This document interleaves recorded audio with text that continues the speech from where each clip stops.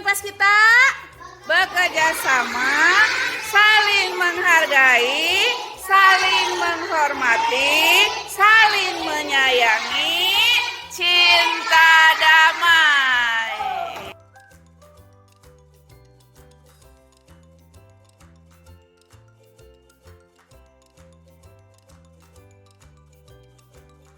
Sylvia, kenapa kamu menangis? Rifanya Bu suka mengejek nanti saya Bu. Kenapa Rifa yang dikatakan Sylvia? Hanya bercanda kok Bu, tapi saya sakit hati Bu. Rifa, Sylvia, tidak ada manusia yang sempurna. Iya Bu. Rifa, kamu pasti punya alasan untuk melakukan hal itu. Saya tidak bermaksud apa-apa, saya bercanda. Iya Sylvia, kadang yang kita anggap itu hanya bercanda ternyata menyakitkan bagi orang lain. Masih ingat Rifa apa yang sudah kita sepakati? Kita harus saling menghormati Bu. Iya betul Rifa. Lalu apa yang akan kamu lakukan sekarang dan di masa depan? Saya tidak akan menyebut lagi nama orang tua orang lain Bu. Baiklah, kamu sudah tahu apa yang harus kamu lakukan ya Rifa? Rabbi syrah li sadri wa yassir li amri wahlul 'uqdatam min lisani yafqahu qawli. Puji dan syukur marilah kita panjatkan kepada Allah Subhanahu wa taala yang mana berkat rahmat dan hidayatnya lah kita dapat berkumpul dalam acara ini dengan keadaan sehat walafiat. Salawat beserta salam semoga senantiasa terlimpah curah kepada junjungan kita semua yakni Nabi Muhammad sallallahu alaihi wasallam. Di sini saya akan memaparkan acara hari ini. Yang pertama pembukaan, yang kedua menyanyikan lagu Indonesia Raya yang akan dipimpin oleh Ibu Tias. Yang ketiga sambutan dari Ibu Kepala Sekolah. Yang keempat acara inti yaitu pemaparan tentang diseminasi modul 1.4 budaya positif oleh Ibu Ainur Janah SPDSD calon guru penggerak angkatan 7. Beranjak ke acara pertama pembukaan, marilah kita buka bersama-sama dengan membacakan basmalah bersama-sama. Bismillahirrahmanirrahim. Menginjak ke acara kedua, menyanyikan lagu Indonesia Raya yang akan dipimpin oleh Ibu Tias. Ibu Bapak diharapkan berdiri.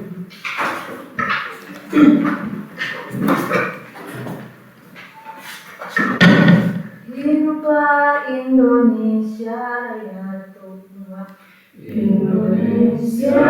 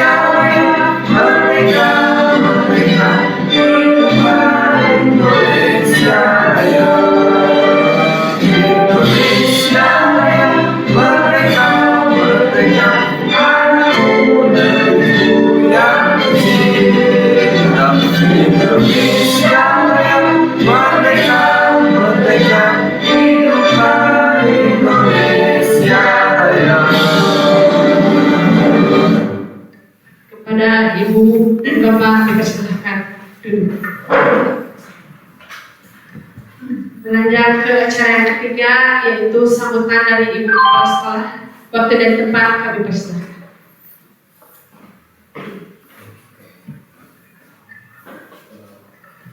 Assalamualaikum Assalamualaikum warahmatullahi wabarakatuh. Waalaikumsalam warahmatullahi wabarakatuh. Alhamdulillah wa syukurillah, segala puji bagi Allah yang telah memberikan nikmat sehat dan keselamatan bagi kita untuk dapat hadir melaksanakan acara diseminasi modul 1.4 budaya positif. Salawat dan salam semoga terlimpah curahkan kepada junjungan kita Nabi Muhammad SAW. Pada kesempatan ini, saya selaku Kepala Sekolah SDN Salam Raja sangat berterima kasih dengan diadakannya diseminasi modul 1.4 budaya positif oleh CGP Angkatan 7 yaitu Ibu Ayu Nurjana SPDSD. Saya secara pribadi sangat berbangga hati mempunyai guru yang merupakan calon guru penggerak di Kabupaten Bandung Barat. Alhamdulillah, semoga apa yang akan disampaikan oleh Ibu Ayu Nurjana akan banyak manfaatnya bagi sekolah kami terutama dan bagi Kabupaten Bandung Barat pada umumnya.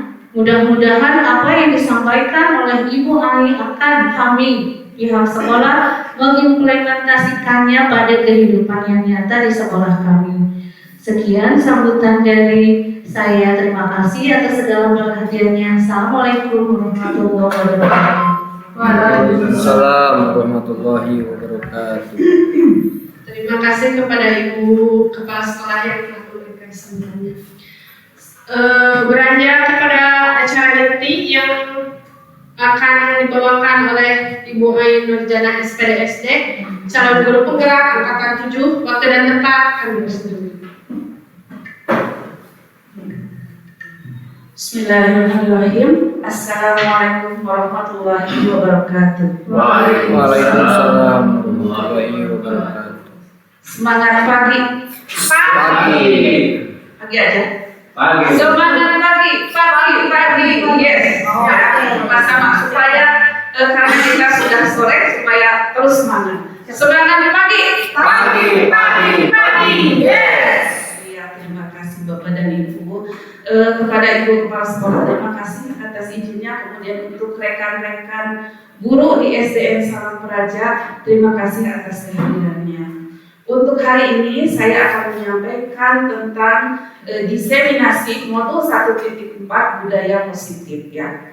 Yang pertama yaitu disiplin positif dan nilai-nilai kebajikan universal. Kemudian yang kedua tentang teori motivasi, hukuman dan penghargaan serta restitusi. Kemudian yang ketiga keyakinan kelas. Yang keempat kebutuhan dasar manusia dan dunia berkualitas. Kemudian yang kelima tentang 5 posisi kontrol. Dan yang keenam tentang segitiga restitusi. Sudah siap Bapak dan Ibu? Siap. Alhamdulillah. Mari kita lanjutkan. Disiplin positif.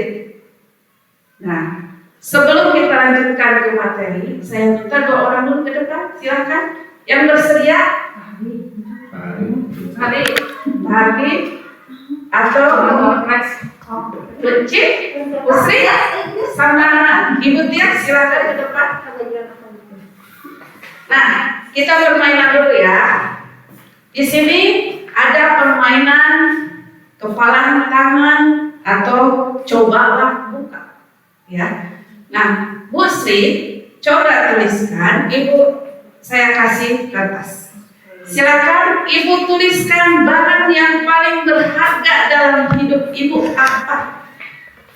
Ya, sudah. Kemudian Bu Tia, silakan bujuk Benci. Boleh bujukan, boleh paksaan, boleh apa saja. Silakan. Benci, siap. Kalau dibujuk sama Bu Tia, bagaimana yang akan dibenci lakukan? Silakan Bu Tia. Ini tahu. Oh ini apa sih? Coba lihat dulu. Ini adalah sesuatu yang sangat berharga. Bisa pengen lihat dong. Please, Sudah dikasih, silahkan kembali ke tempatnya. Terima kasih Ibu Sri dan Ibu Tias. Nah, Bapak dan Ibu, dari permainan tadi apa yang terjadi? Ibu Sri membuka tangannya? Tidak. Ibu Tias terus membujuk? Ya. Iya. Nah, Ibu Sri tidak membuka kepalan tangannya karena beliau menganggap bahwa itu adalah barang berharga. Nah, Bu Tias tidak bisa mengontrol Bu Sri, ya. Kenapa? Bu Tias tidak bisa membuka tangan Bu Sri. Kenapa? Yang bisa mengontrol saya sendiri. Bersih hukum. Iya betul. Nah, dari permainan tadi kita belajar bahwa orang lain tidak bisa mengontrol orang lain, hanya dirinya sendiri yang dapat mengontrol. Mari kita lanjutkan. Nah, berikut adalah perubahan paradigma teori kontrol yang disampaikan oleh Dr. William Glasser. Yang pertama adalah ilusi guru mengontrol murid. Nah, Bapak dan Ibu, dari permainan tadi, apakah benar kita sebagai guru dapat mengontrol murid? Tidak. Mungkin ada yang bisa menjelaskan. Bapak Ugi? Bisa selama di kelas dan itu juga hanya Silakan.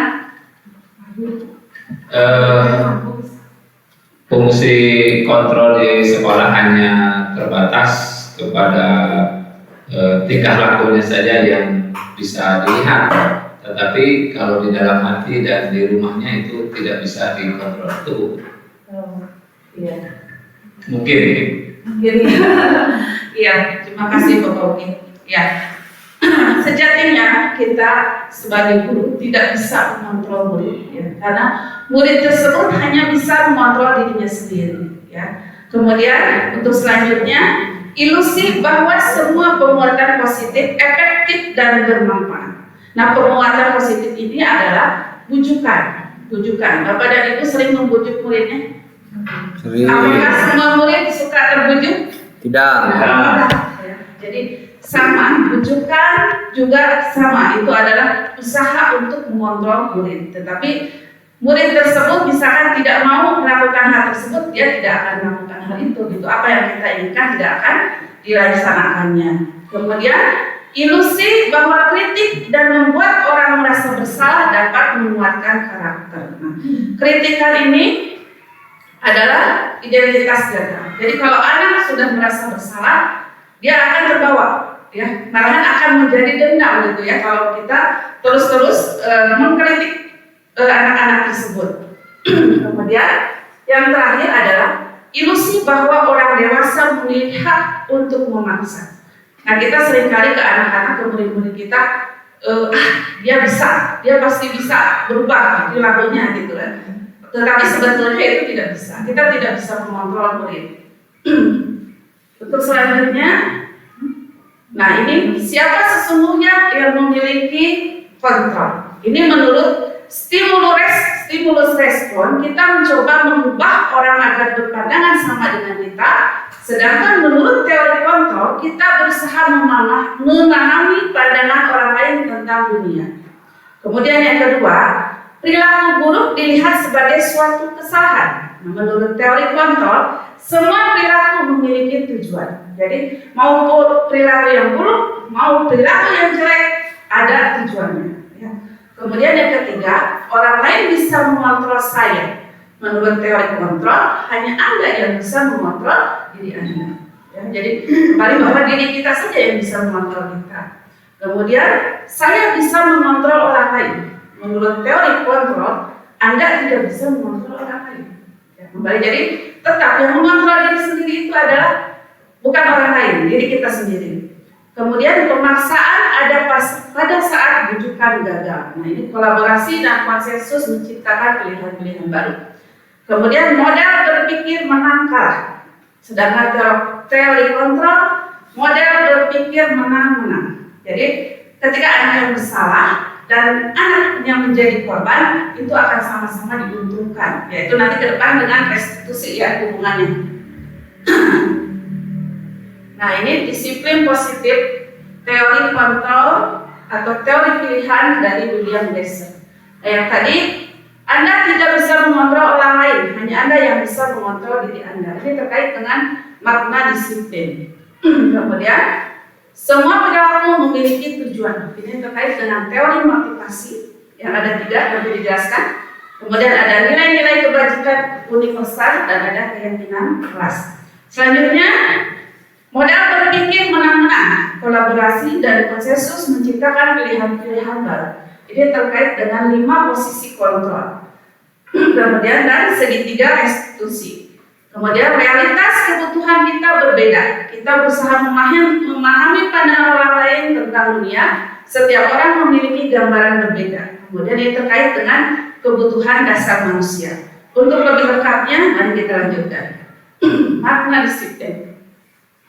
Sebelum makna disiplin menurut Ki Hajar Dewantara, mari kita simak dulu siapa yang mau menjelaskan tentang disiplin, apa yang dia pahami tentang disiplin. Betul ya? Tentang kepatuhan. Disiplin tentang kepatuhan. Ada lagi? Biasanya disiplin itu terkait dengan peraturan ya, hukuman. Silakan Pak Imam. Sesuai aturan. Sesuai aturan. Boleh.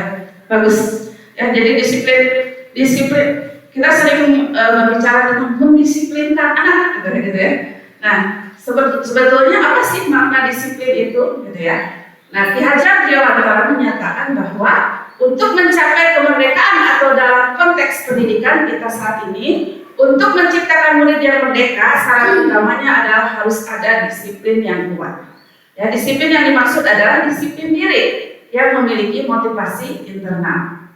Nah, merdeka itu artinya tidak hanya terlepas dari perintah, akan tetapi juga cakap buat memerintah diri sendiri.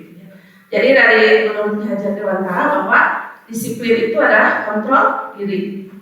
Kemudian selanjutnya menurut Diana. Nah, Diana menyatakan bahwa kata disiplin berasal dari bahasa Latin disiplina yang artinya belajar.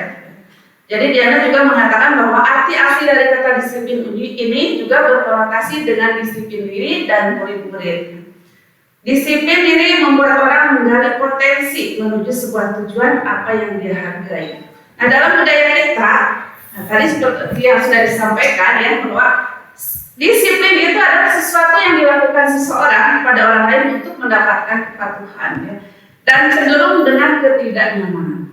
Ya, contohnya, anak terlambat sekolah datang, kita harus coba dipel atau berdiri di lapangan. Menurut kita itu disiplin ya, itu untuk mematuhi peraturan. Ya. Tetapi intinya disiplin itu adalah belajar untuk mengontrol diri. Ya. Selanjutnya adalah tentang nilai-nilai kebajikan universal. Nilai-nilai kebajikan universal ini tadi terkait dengan makna disiplin dari Ki Hajar Dewantara dan Diana, bahwa disiplin itu adalah kontrol diri. Nah, kontrol diri ini untuk mencapai tujuan mulia. Tujuan mulianya apa? Yaitu ini, nilai-nilai kebajikan. Nilai-nilai atau sifat-sifat manusia yang merupakan tujuan mulia. Di Indonesia itu dikenal dengan nilai-nilai kebajikan dalam profil pelajar Pancasila. Yang pertama apa? Beriman dan bertakwa. Iya. Kemudian kritis, ya, kebinekaan, bergotong royong dan kreatif. Ini yang ditampilkan hanya sebagian, sebetulnya masih banyak ya. Ada 6 institusi yang mengeluarkan tentang nilai-nilai kebajikan universal ini.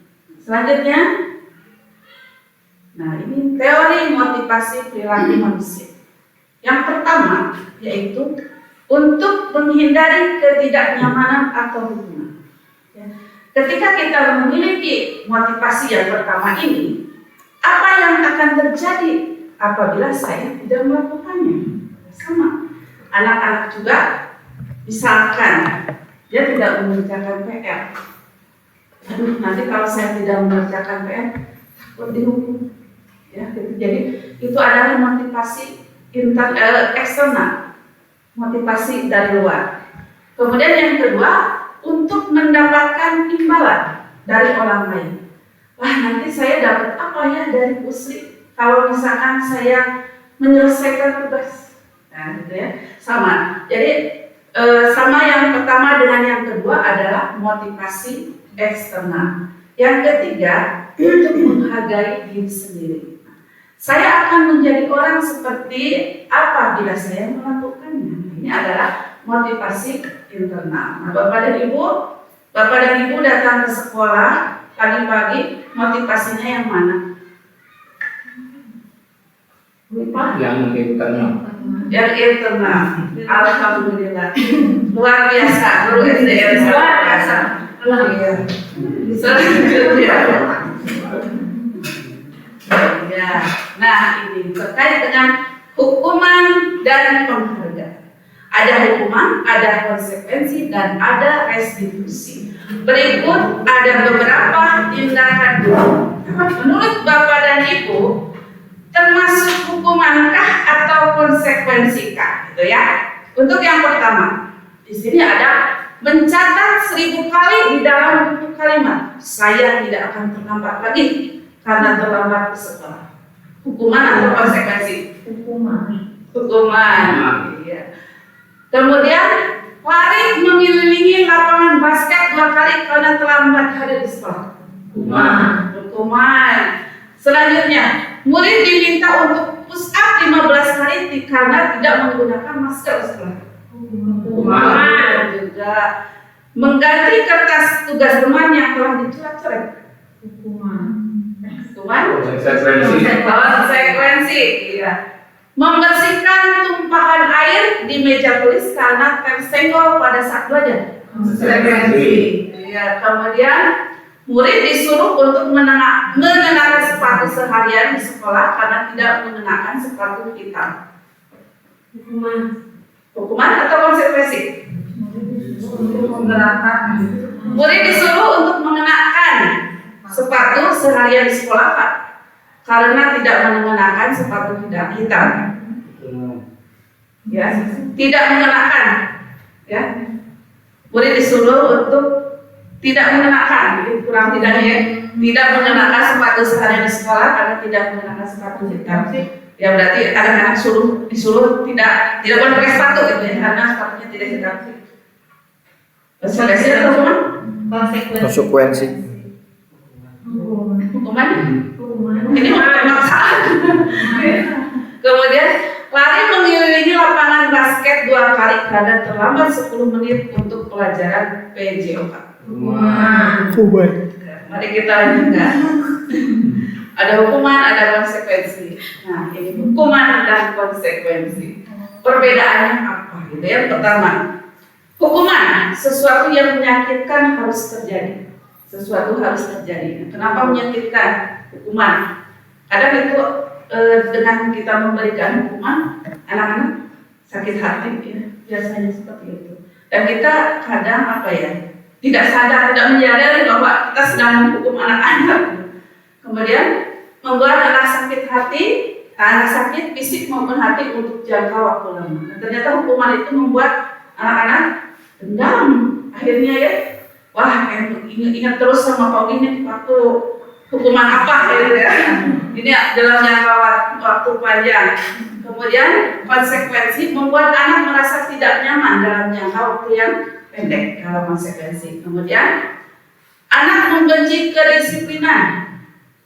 Kalau konsekuensi anak menghargai disiplin. Hukuman itu adalah pemaksaan. Kamu harus ini karena kamu ini. Ya, paksa. Kemudian stimulus tanggapan.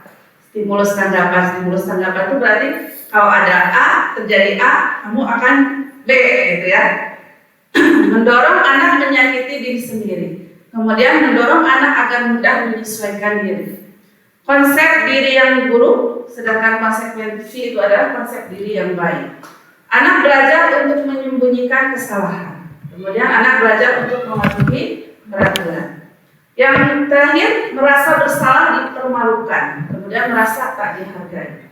Ya, apalagi ketika kita menghukum di depan teman-temannya, dia pasti akan merasa malu.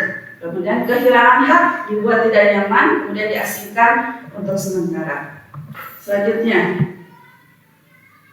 nah ini selain hukuman, konsekuensi juga ada restitusi. Nah, hukuman ini termasuk kepada identitas gagal, sedangkan konsekuensi dan restitusi itu adalah identitas sukses.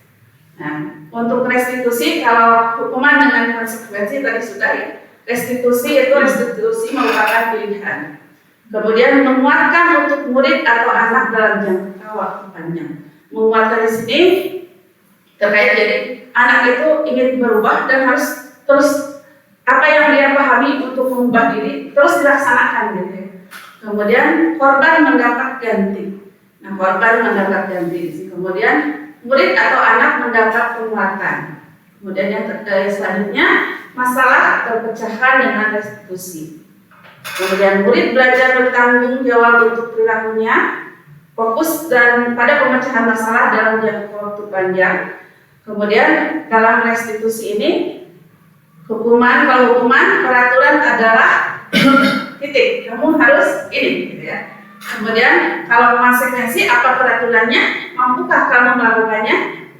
Kemudian kalau di restitusi, apa yang kamu yakini, apa yang bisa kamu lakukan untuk memperbaiki masalah ini. Kemudian yang terakhir, murid atau anak menghormati diri dan orang lain, itu di restitusi. Jadi hukuman itu negatif, kalau konsekuensi netral, kalau restitusi positif. Ya. Nah ini, jadi perbedaannya ini hukuman itu bersifat satu arah. Ini kesimpulannya. Jadi hukuman itu dari guru, murid harus menerima, gitu ya. Dari pihak guru yang memberi, kemudian murid yang menerima. Nah, suatu hukuman tanpa melalui suatu kesepakatan atau pengarahan dari pihak guru, baik sebelum atau sesudah. Hukuman yang diberikan bisa berupa fisik maupun psikis. Murid atau anak disakiti oleh suatu perbuatan atau kata-kata. Berarti hukuman itu tidak hanya fisik, tetapi psikis ya. Selanjutnya ini konsekuensi. Kalau konsekuensi itu sudah terencana ya, atau sudah disepakati, sudah dibahas. Kalau restitusi itu proses menciptakan kondisi bagi murid untuk memperbaiki kesalahan mereka. Kemudian sehingga mereka bisa kembali pada kelompok mereka dengan karakter yang lebih kuat. Kemudian restitusi juga merupakan proses kolaboratif yang mengajarkan murid untuk mencari solusi untuk masalah mereka dan membantu murid berpikir tentang orang seperti apa yang mereka inginkan atau tujuan mulia dan bagaimana mereka harus memperlakukan orang lain. Selanjutnya 9 ciri-ciri restitusi. Yang pertama adalah bukan untuk menebus kesalahan, namun untuk belajar dari kesalahan. Ini anak-anak di ciri pertama ini ketika melakukan restitusi, jadi anak itu bukan untuk membayar kesalahannya dia, tapi untuk belajar dari kesalahan itu, gitu ya. Kemudian memperbaiki hubungan. Yang kedua adalah membantu murid menjadi apa yang mereka inginkan. Ya, kemudian jujur pada diri sendiri. Kemudian yang ketiga, tawaran bukan paksaan. Jadi restitusi itu tawaran, bukan paksaan. Restitusi menuntun untuk melihat ke dalam diri. Restitusi mencari kebutuhan dasar yang mendasari tindakan. Kembali kepada tadi bahwa setiap tindakan itu ada tujuan. Dan tindakan itu biasanya untuk memenuhi kebutuhan dasarnya. Kemudian restitusi diri adalah cara yang paling baik. Nah, di sini restitusi diri adalah cara yang paling baik. Jadi di sini murid belajar untuk mengevaluasi diri, ya. Karena menurut William Glasser, orang yang bahagia itu adalah orang yang mengevaluasi dirinya. Ya. Sedangkan orang yang tidak bahagia adalah orang yang mengevaluasi orang lain. Nah, kita termasuk yang mana? Kemudian restitusi fokus pada karakter atau tapi bukan tindakan. Kemudian restitusi fokus pada solusi. Restitusi mengembalikan murid yang berbuat salah pada kelompoknya. Selanjutnya, nah ini dihukum oleh pengharga. Ya. Menurut Apikon bahwa baik penghargaan maupun hukuman adalah cara-cara mengontrol perilaku seseorang yang menghancurkan potensi untuk pembelajaran yang sesungguhnya. Menurut Kohn, secara ideal tindakan belajar itu sendiri adalah penghargaan sesungguhnya. Selanjutnya yaitu, nah ini ada pengaruh jangka pendek dan jangka panjang. Jadi pengaruh jangka pendek, penghargaan itu baik hanya untuk jangka pendek, sedangkan untuk jangka panjang itu tidak baik, gitu ya. Jadi anak-anak misalkan kita memberikan penghargaan untuk perilaku baik, dia akan melakukan sesuatu yang kita minta kalau ada penghargaan. Kalau tidak, ya tidak. Kemudian penghargaan tidak efektif. Nah, penghargaan tidak efektif ini terkait dengan jika terus-menerus diberi penghargaan akan kehilangan motivasi intrinsik, ya. Jika kita mengharapkan penghargaan kemudian tidak akan mendapatkan, itu akan kecewa, kemudian berkecil hati dan tidak akan berusaha lagi, gitu ya. Jadi tidak efektif. Kemudian jika kita memberikan penghargaan untuk melakukan sesuatu, jadi sesuatu itu akan dilakukan ketika ada penghargaan. Kemudian penghargaan merusak hubungan. Ketika kita memberikan penghargaan, saya memberikan penghargaan pada benci, gitu. Nah, yang lainnya akan merasa iri. Ya, akan merasa iri. Nah, yang tadinya yang percaya bahwa saya tidak akan mendapatkan itu, dia berhenti untuk mencoba, gitu ya. Kemudian mengurangi ketepatan. Mengurangi ketepatan ini, ada sebuah studi bahwa ada anak yang diminta untuk menghafal kata-kata, yang sebagian kelompok diberikan penghargaan atau uang, yang lain tidak. Nah, yang lebih tepat, yang banyak tepat itu justru yang tidak diberikan penghargaan. Kemudian penghargaan menurunkan kualitas, ini juga sama terkait dengan penelitian tentang mahasiswa yang membuat artikel, ya. Jadi membuat sebuah artikel sama, yang satu diberikan uang, yang lainnya tidak. Jadi yang lebih bagus itu yang tidak mendapatkan penghargaan. Kemudian penghargaan mematikan kreativitas. Nah, kreativitas ini juga sama. Ini adalah pekerja seni, katanya sebuah penulis cerita. Ini juga sama. Jadi kreativitas mereka itu berhenti ketika mereka diberikan penghargaan. Kemudian penghargaan menghukum. Penghargaan hukum ini terkait dengan ranking, ya. Nah, ranking 1 dan ranking 2, yang paling terhukum adalah ranking 2, katanya gitu. Kemudian penghargaan mengurangi motivasi intrinsik. Nah, itu tadi ketika anak dia berbuat baik dan mendapatkan hadiah, dia tidak akan menyadari bahwa itu adalah hal yang baik yang dia lakukan. Kemudian selanjutnya, nah ini terkait dengan keyakinan kelas, keyakinan. Nah, Bapak dan Ibu suka pergi jalan-jalan? Suka. Ibu kepala, kalau jalan-jalan naik mobil? Iya. Ibu suka pakai ini? Seat belt-nya? Iya. Kenapa, Bu? Yang pertama, fungsinya itu untuk menjaga keamanan diri sendiri. Yang kedua, merasa nyaman saja kalau sudah menggunakan itu. Ya. Jadi kalau nggak pakai itu terasa ada yang kurang. Oh, tidak ada yang kurang. Terima kasih. Nah, kemudian di sini ada yang penggunaan helm. Pak Ugi suka pakai helm? Ya, suka. Suka pakai helm. Kenapa Ugi pakai helm? Ya, demi kenyamanan. Kenyamanan. Supaya tidak masuk angin. Ya, supaya tidak masuk angin. Pak Iman suka memakai masker, sekarang maskernya sudah ini, ya, sudah dibuka, sudah tidak memakai ini. Dua tadi aja, dari pemakaian helm, kemudian dari pemakaian seat belt. Ada juga orang yang begini, pakai helm takut ditilang. Ini pakai seat belt takut 250.000 takut polisi.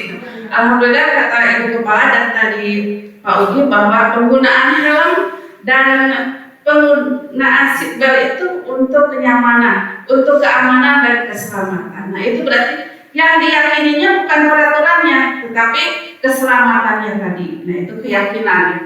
Kemudian untuk mendukung motivasi, instruksi kembali ke nilai-nilai keyakinan lebih menggerakkan seseorang dibandingkan mengikuti serangkaian peraturan-peraturan. Nah, gitu ya. Jadi Pak mungkin memakai helm karena keselamatan, bukan karena Pak polisi gitu ya. Berarti itu motivasinya motivasi insting dari dalam diri sendiri. Kecuali Pak Hardi. Nah, berikut ada peraturan kelas. Dari peraturan kelas ini dibuat keyakinan kelas. Keyakinan kelas tadi ini dari nilai-nilai universal tadi, ya, yang mana yang akan dipilih, kemudian akan terciptalah lingkungan positif. Kemudian kalau sudah tercipta lingkungan positif akan menjadi budaya positif, ya, kebiasaan-kebiasaan yang baik. Kemudian, nah ini ada peraturan, ada keyakinan kelas. Yang pertama adalah peraturan. Kalau peraturan selalu kembalikan buku ke tempatnya. Keyakinan kelasnya tanggung jawab. Ya, kemudian dilarang mengganggu orang lain. Nah, keyakinan kelasnya yaitu menghormati orang lain. Kemudian hadir di sekolah 15 menit sebelum pembelajaran dimulai. Keyakinan kelasnya menghormati orang lain atau berkomitmen. Kemudian dilarang melakukan kekerasan. Nah, berarti keyakinan kalau kekerasan terhadap orang lain itu terkait dengan keselamatan atau menghormati orang lain. Kemudian dilarang menggunakan narkoba. Keyakinan dari dirinya, kelasnya yaitu terkait dengan kesehatan. Bu, saya mau bertanya, Bu. Iya, boleh. Bagaimana menciptakan keyakinan kelas di kelas bawah? Oh, di kelas bawah. Iya. Iya. Untuk kelas bawah itu memang saya juga sudah di kelas 3 sedikit sulit untuk membuat kalimat-kalimatnya gitu ya. Kalau di kelas 1 atau kelas 2 misalkan gini, saya meyakini saya perlu menghargai orang lain. Itu aja yang pendek-pendek saja, tidak harus selalu kalimat yang panjang gitu ya. Kemudian bergantian atau menunggu giliran, menghormati orang lain dan bersabar. Gunakan masker, keyakinannya untuk kesehatan dan keselamatan. Jangan berlari di kelas atau koridor. Nah, ini terkait dari keyakinan kelasnya, keselamatan dan keamanan. Ya, ini keyakinan yaitu nilai-nilai kebajikan universal yang disepakati secara tersirat dan tersurat lepas dari latar belakang suku, negara, bahasa maupun agama. Nah, ini adalah tahapan-tahapannya ya Bapak dan Ibu. Kalau kita mau membuat keyakinan kelas, silakan dari nilai-nilai universal yang banyak tadi silakan dipilih yang mana yang mau akan diterapkan di sekolah atau di kelas gitu ya. Kemudian silakan diskusikan atau curah pendapat dengan anak-anak. Kalau misalkan sudah, silakan ditandatangani. Kalau semua sudah setuju, kalau semua sudah setuju. Nah ini ya pembentukan keyakinan kelas. Nanti boleh dicoba ya di kelasnya Bapak dan Ibu. Selanjutnya, nah ini kebutuhan dasar manusia. Kebutuhan dasar manusia ini terdiri dari 5. Yang pertama adalah kebutuhan bertahan hidup. Kebutuhan bertahan hidup ini terkait dengan fisiologi, kemudian biologis dan psikologis. Ya. Nah, kebutuhan bertahan hidup ini, yang biologis itu terkait dengan perkembangbiakan ya, kemudian yang psikologi itu terkait dengan keamanan atau rasa aman, kemudian yang fisiologi itu rumah, kemudian makan gitu ya. Nah, kemudian yang kedua adalah kasih sayang dan rasa diterima. Nah, kasih sayang dan diterima ini terkait dengan kebutuhan terhubung dengan orang lain gitu ya, dengan teman, dengan kelompok. Nah, itu adalah kebutuhan rasa kasih sayang. Penguasaan ini terkait dengan kompetensi kompetensi yang dimiliki gitu ya. Ya ingin diakui sebagai pemimpin, biasanya anak-anak seperti itu. Kemudian kebebasan ini adalah kebutuhan akan pilihan, kebutuhan untuk memilih. Kemudian kesenangan ini adalah terkait dengan rasa bahagia, kemudian tertawa, bermain gitu ya. Anak-anak yang seperti ini biasanya ceria. Kemudian Bapak dan Ibu, di sini saya memiliki kuesioner terkait dengan kebutuhan manusia. Nah, Bapak dan Ibu nanti bisa melihat kebutuhan yang manakah yang Bapak dan Ibu perlukan gitu ya, atau yang tinggi nilai kebutuhannya. Silakan diisi.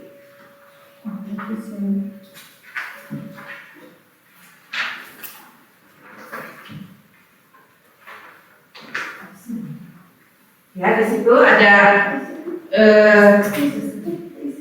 tugas mandiri, tapi sebetulnya bukan tugas mandiri. Ini hanya melihat saja ya, dicoba. Misalkan saya senang berteman, nah saya sedang berteman. Benar nggak sih saya sedang berteman? Gitu. Silakan dilingkari saja, atau boleh dikali, boleh diceklis yang mana sampai nomor 40. Ya, silakan.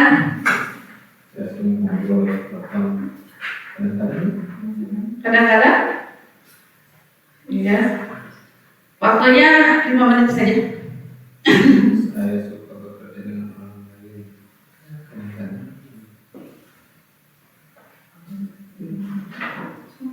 Ya, nomor 1 sampai nomor 10 itu terkait dengan kebutuhan apa?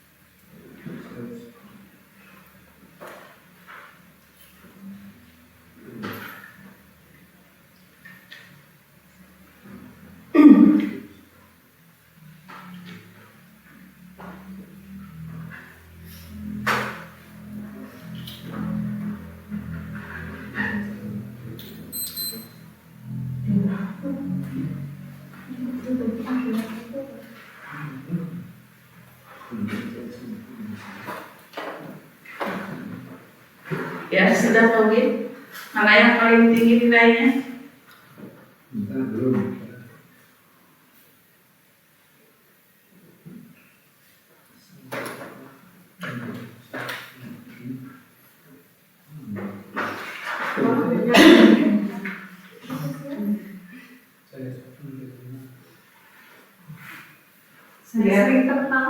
Saya sering tertawa. Jangan-jangan. Kadang-kadang. Iya.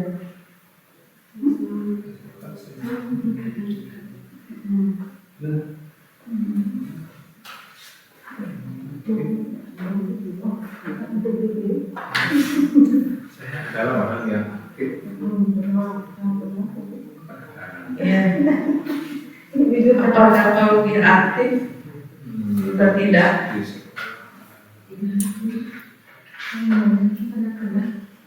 Kadang-kadang. Ya, kalau sudah sampai nomor 40 silakan hitung poinnya. Yang pertama dari 1 dulu sampai 10 nilainya berapa? 1 1 sampai 10. Nanti tulis di sini di skornya. Dari nomor 1 sampai nomor 10, dan 1 sampai 10. Itu berapa poinnya? 3 ditambah berapa? Ditambahkan, tulis di situ. Ya.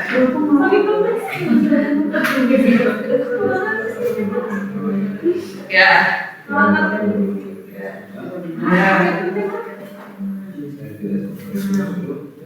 Sudah 10. Ya, ini Bu, dari 1 sampai 10 berapa gitu ya. Dari 1, ini pertanyaan 1 sampai 10 nilainya berapa? Silakan.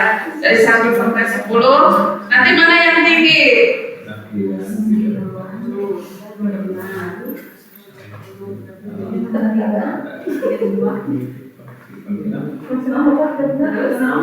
Dari 11 sampai di sini tulisnya 11. Ya, sampai 20. Ya, silakan. Berapa?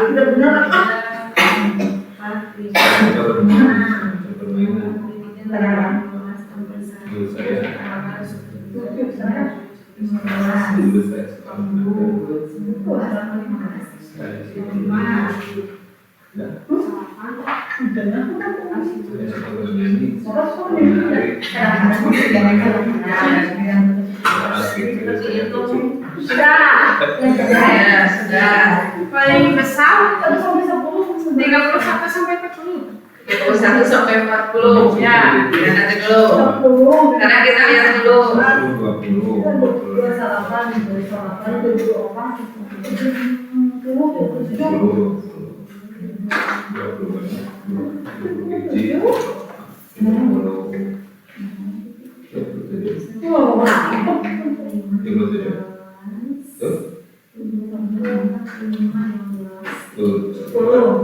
11 sampai 20.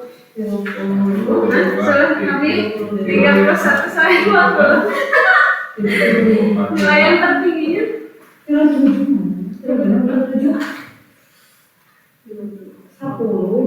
25. Ya, belajar berhitung lagi. sama dengan sekarang yang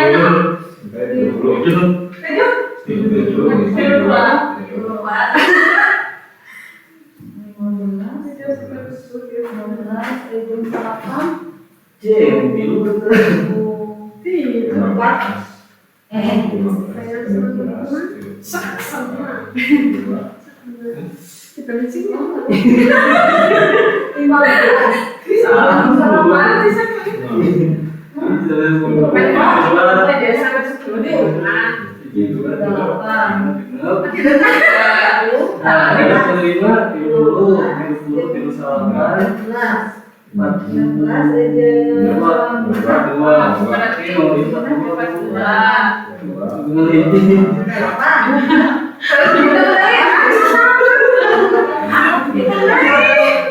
Coba kita selesai. Kalau sudah, gimana ya? Coba bisa dari nomor 1 sampai nomor 10 itu kebutuhan apa sih? Bapak dan Ibu? Yang keluar. Coba dari nomor 1 sampai 10. Ya, kebutuhan rasa kasih sayang dan diterima ya. Gimana Bu? 1 sampai 10 itu pertanyaannya termasuk ke kebutuhan yang mana? Kalau nilai 37 gimana? Tulis aja dulu. Coba.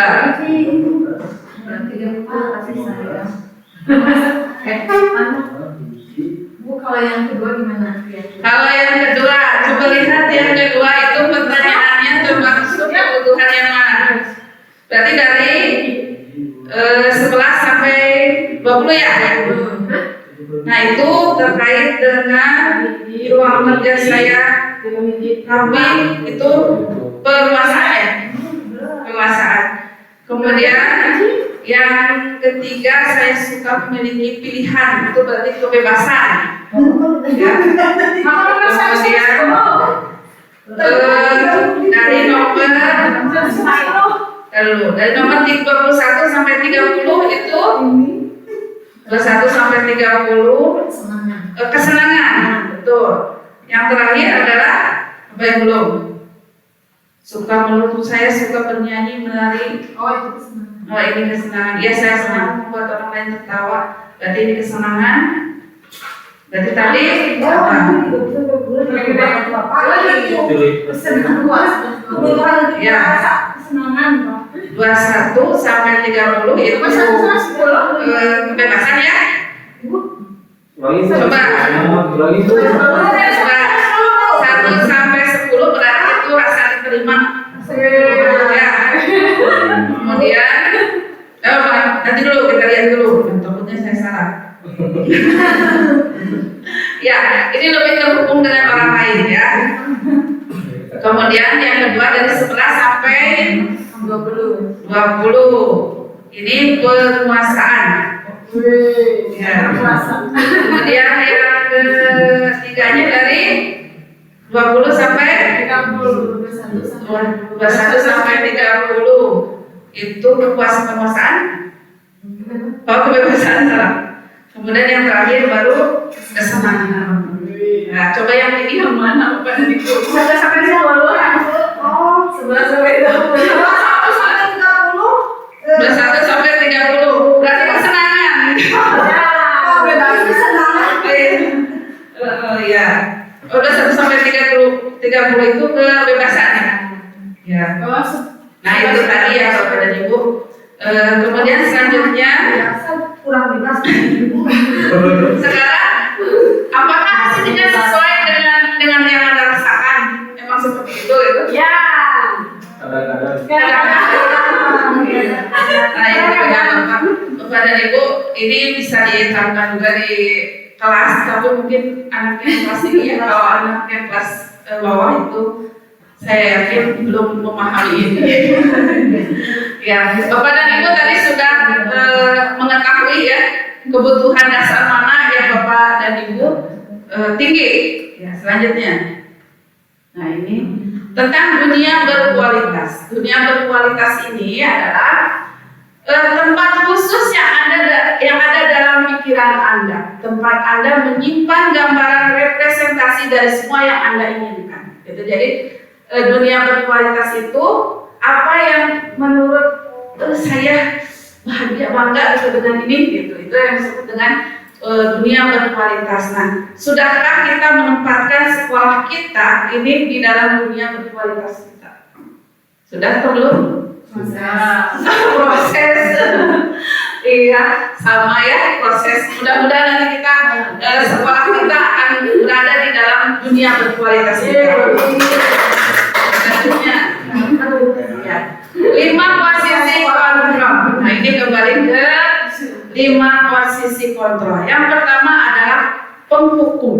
Nah, ini 5 posisi kontrol. Yang pertama ada penghukum dan pembuat orang merasa bersalah. Nah, ini adalah untuk menghindari hukuman. Lalu kemudian ada teman dan pemontrol, kemudian ada manajer. Mari kita lihat penghukum. Penghukum itu guru berbuat menghardik, menunjuk-nunjuk, menyakiti, menjewer. Kemudian kalau kamu tidak melakukannya, awas ya, rasakan. Jadi guru penghukum ini aturan ada di dia. Menurut jadi ya caranya dari Bapak. Kemudian memberontak menyalahkan orang lain, ini hasilnya, hasil muridnya. Kemudian kaitan dengan dunia berkualitas, murid meletakkan guru di luar dunia berkualitas. Jadi bukan hal yang membanggakan. Kemudian murid berkata, biarkan saja, nanti juga marah-marah lagi. Kemudian dampak pada murid mengulangi kesalahannya.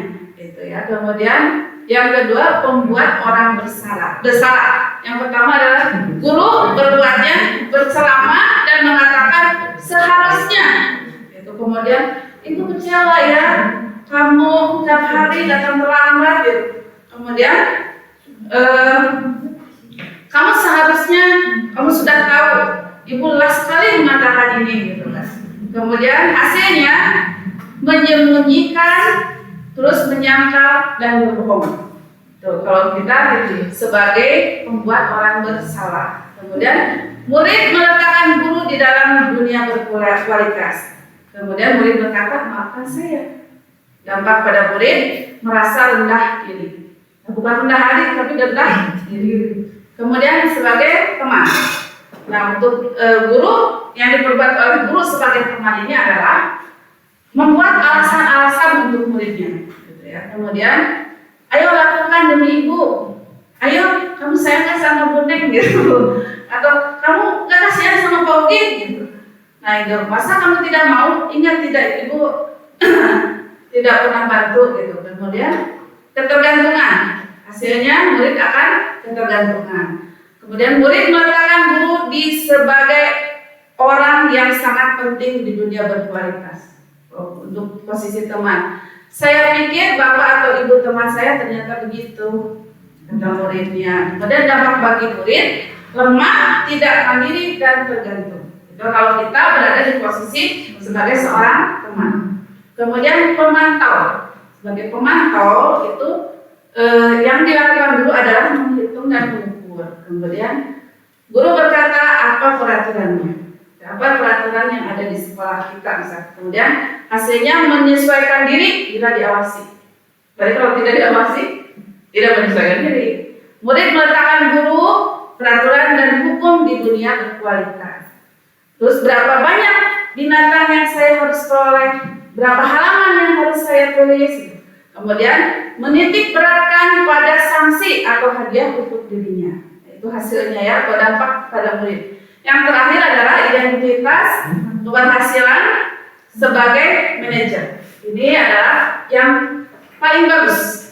Kemudian guru berbuat mengajukan pertanyaan-pertanyaannya. Tadi terkait dengan keyakinan kelas. Kemudian apa yang kita yakini, apa yang bisa kau kerjakan untuk memperbaiki masalah ini. Gitu. Jadi murid diajak untuk berdialog, menguatkan pribadi hasilnya. Kemudian kaitan dengan dunia berkualitas, murid meletakkan diri sebagai individu yang positif dalam dunia berkualitas.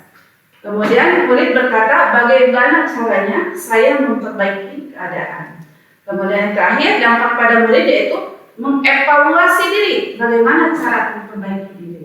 Gitu. Kemudian selanjutnya ini segitiga restitusi. Segitiga restitusi ini terdiri dari yang pertama yaitu validasi tindakan menstabilkan identitas, kemudian validasi tindakan yang salah, dan terakhir yaitu menanyakan keyakinan. Kita bahas satu persatu. Menstabilkan identitas. Ini tujuannya untuk mengubah identitas anak dari orang yang gagal karena melakukan kesalahan menjadi orang yang sukses. Nah, yang Bapak Ibu katakan, jadi ketika anak ada yang berbuat salah, tenangkan dulu, gitu ya. Berbuat salah tidak apa-apa. Tapi sekilas seperti kita, oh boleh tidak mentaati peraturan, tapi intinya bukan itu.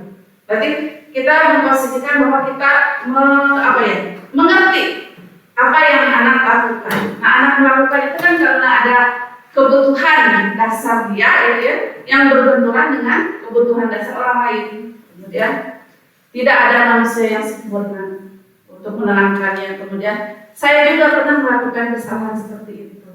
Kemudian kita bisa menyesali ini. Bapak Ibu tidak tertarik mencari siapa yang salah, tapi Bapak Ibu ingin mencari solusi dari permasalahan ini. Kemudian kamu berhak merasa begitu.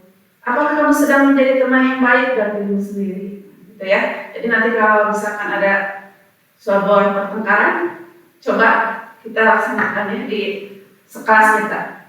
Kemudian yang kedua yaitu validasi tindakan yang salah.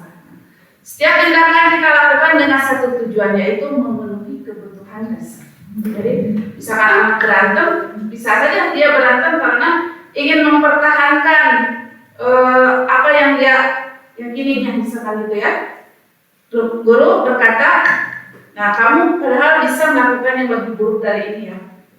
Kemudian kamu pasti punya alasan kenapa melakukan hal itu. Jadi kita tanyakan dulu alasannya.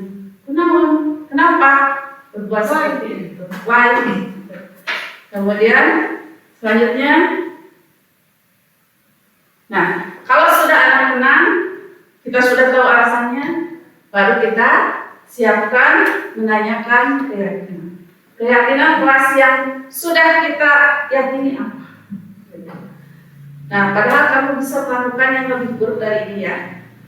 Kemudian selanjutnya ini kegiatan keyakinan kelas yang sudah dilaksanakan di kelas ya, ini di kelas 3. Yang kendala yang saya hadapi nanti saya sampaikan. Pertama, ya ini sebentar.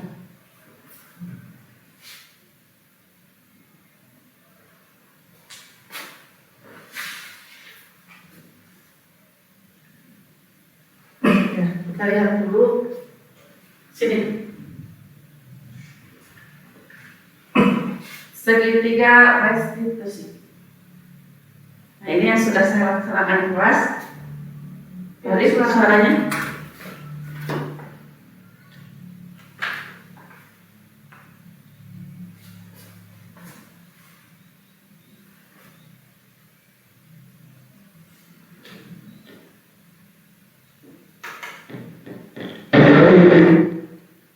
Kadang-kadang yang kita ambil itu hanya bercanda dan yang tahu yang kita dari orang lain.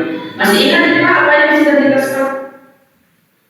Ya, kita ulangi. Saya sudah kamu lagi. Bukannya aku sudah mendidik aku. Nah, apa yang kita kasih dia? Ini aku anak aku, tapi saya sakit hati Bu. Bebas ya, tidak ada manusia yang sempurna. Iya Bu. Pak, kamu pasti punya alasan untuk melakukan hal itu. Saya tidak bermaksud apa-apa, saya bercanda. Iya, setiap kadang yang kita ambil itu hanya bercanda dan yang tahu yang kita dari orang lain. Masih ingat Pak apa yang sudah kita sepakati? Kita harus menghormati hatiku. Iya betul Pak. Lalu apa yang akan kamu lakukan sekarang dan di masa depan? Saya tidak akan menyebut lagi nama orang tua saya Bu. Baiklah, kamu sudah tahu apa yang harus kamu lakukan yang tepat. Ya, itu tadi ya. Iya Bu. Ya, ini tes di siswa yang sudah melaksanakan Enam ketika pembangunan keyakinan keras. Karena saya dan teman-teman dapat menuliskan apa yang kami inginkan di kelas. ya. Jadi kelas 3 disuruh membuat testimoni, kalimatnya sedikit. Ya.